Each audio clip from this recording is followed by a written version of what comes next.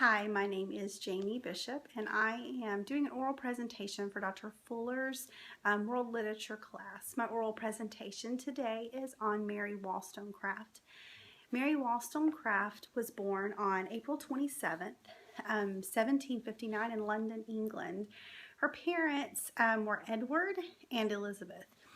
I guess one of the biggest, most important aspects about her early life is that Mary was the second born child to Elizabeth and to Edward, but she was a girl. And in the 1700s, having girls wasn't really, something that they valued.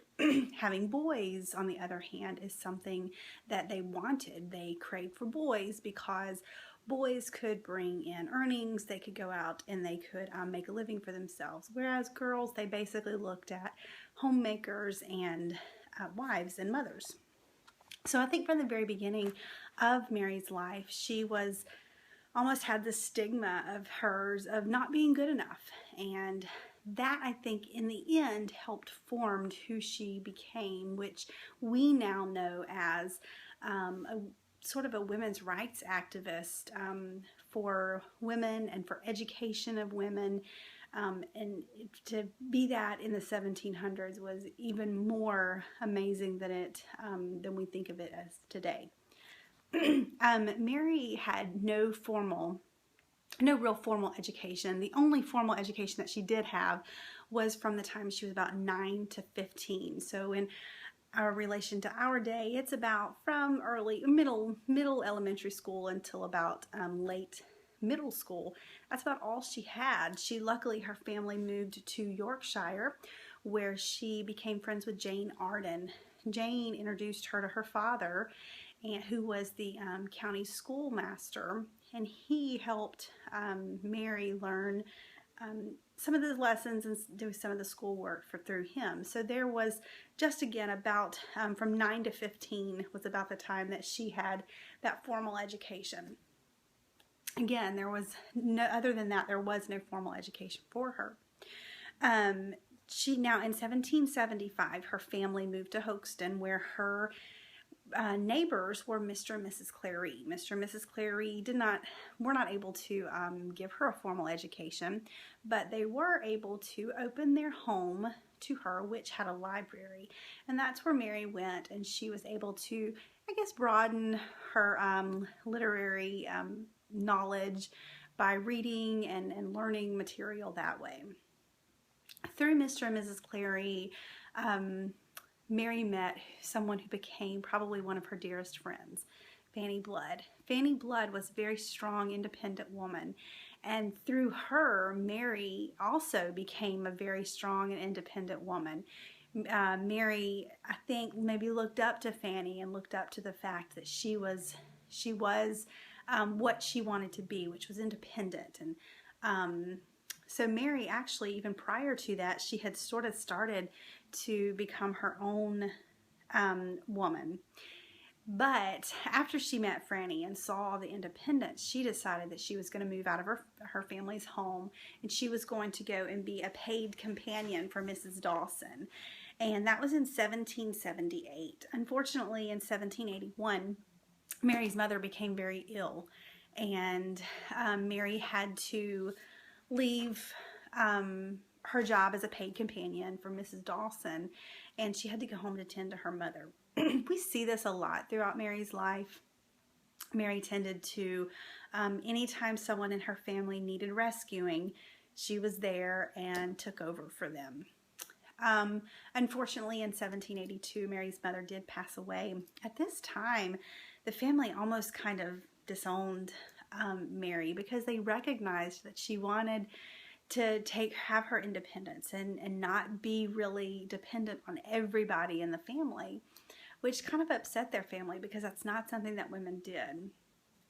Mary again once came to her family's rescue in 1784 when her sister had just had a baby, and she was suffering from some postpartum depression, and Mary found out that Eliza's husband was abusing her. So Mary went in once again, being the one who takes care of everyone, and she kind of swept up her sister and took her away. It was at this time that Mary, Eliza, and Fanny started a girls' school in Islington, and they eventually moved it to Newtington Green, where Mary's other sister, Irvina, decided to join them also. This was a school that was set up to help girls and to educate girls. Again, that was Mary's passion. She really just felt like girls needed to be educated, because if girls weren't educated, then they would continue to be basically owned and run by men. So she just felt that that was just an important part of teaching girls. Unfortunately, Mary had went away to be with Fanny while she, I guess, was pregnant maybe, and they, unfortunately, during Franny's childbirth, she passed away. So that was in 1785, and I don't think Mary ever really recovered from the loss of her friend. But after she got those affairs in order, she went back to the school, and the school, unfortunately, was failing. All throughout Mary's life, you can just see that there's just one devastation after another devastation, and this just happened to be another one. So the school started to fail, and that is when Mary decided, I have to do something. If I don't do something, I'm going to be financially ruined. So she got together with some of her friends, and she just started writing. And her first book that she wrote was Thoughts on the Education of Daughters. This was in 1786.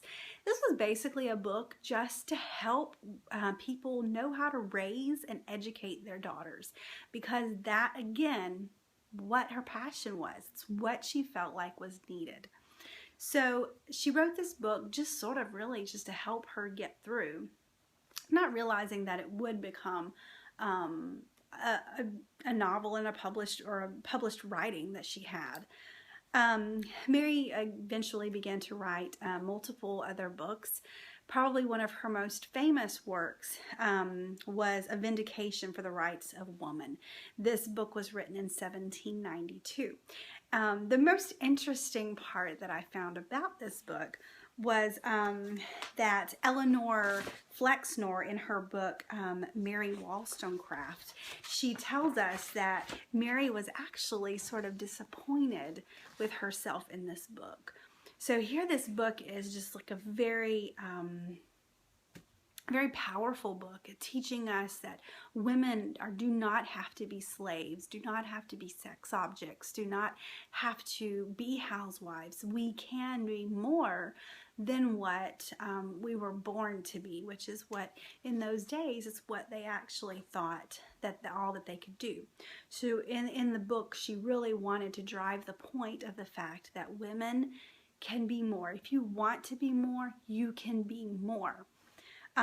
So going back to Eleanor Flexor's comments, she said that Mary was a little upset because she didn't feel like she had done the book justice. And she laughed and, of course, blamed it on her friend Joseph Johnson, who was her printer, and said that he was rushing her and he wanted her to just get the book printed. So she felt like that she lacked because he kind of rushed her. So it's a little interesting part that we think it has one of her most famous writings, but it was something that she maybe felt like that she was a little bit disappointed in. Mary's main points in her entire career were just education for women.